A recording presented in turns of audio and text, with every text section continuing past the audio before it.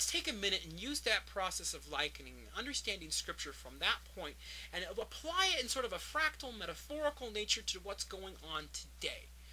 Ladies and gentlemen, brothers and sisters, right now, today, we are worshiping at an idol. It is an idol of fear. It has been created by our own leaders, our own president, our own vice president, our own leaders, our own Congress. Our own spiritual leaders have all come together and built this idol of fear. And it was erected fully on 9/11. That's right, September 11th, because that is the idol of fear that we're looking at. We have, in today's country, justifications for engaging in horrendous acts such as torture, such as extraordinary rendition, such as spying on Americans in their own homes and tapping their phones and the very internet communication that you're using to listen to this sermon right now could very well be tapped by your own government. And they do this, and they get away with this because of fear. We have wars going on across this globe, expansionist, empirical wars, to increase our power because of the idol of fear that they have erected in the center of our nation. And that is what is going on right now, brothers and sisters. We have St. Rudy of 9/11, noun, verb, 9/11, always, always with the fear. We have Mr. Day, a McCain advisor, coming out and telling us that the Muslims are out to get us. And we even have Barack Obama saying that we need to grant telecoms immunity so that we can continue to do the surveillance that we need to keep Americans safe. It's all about fear. And everybody who has refused to listen has been thrown into the furnace. And they've turned up the heat on that furnace. No longer are you able to simply disagree with our leaders. If you disagree with them when it comes to terrorism and fighting this war on terror such as it is, when you disagree with their roughshod treatment of the Constitution and their fundamental civil rights that we as Americans enjoy, when we allow them to do these things, we can see that they have turned up the heat on that furnace.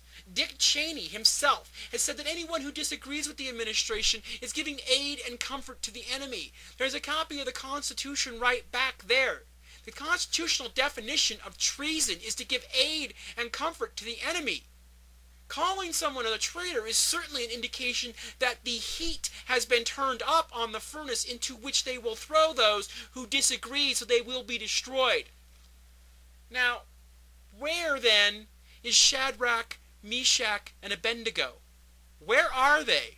Where are our leaders that will stand up in defiance to this and allow themselves to be thrown into this furnace of rhetoric and hate and vitriol that has been pumped up and created around this idol of fear? Where are they? We have a few leaders here and there who stand up and consistently stand up to this horrendous atmosphere of fear at which we all find ourselves bowing down and worshiping before this idol. We have the modern day equivalent of the sackbut and the cornet and the flute and the drum, when we have a color-coded terrorist watch threat system. We've got 1 million Americans on a watch list that our government deems us to be too bad, and when anybody stands up, the rhetoric just gets hotter. Well, brothers and sisters, I believe that it is time for the American people and their leaders to come forward. And we're calling upon Shadrach, Meshach, and Abednego. Those leaders who are truly out there, who can stand up in defiance to this fear-mongering that our leaders are forcing upon us, are the true ones who will come forward and lead this nation out of the darkness in which we find ourselves today in the global war on terror. I am now giving a plea to our leaders. A plea to those modern-day Shadrach, Meshach, and Abednegos who do not yet know their calling to stand up and defy the fear and refuse to bow down and worship in front of that idol.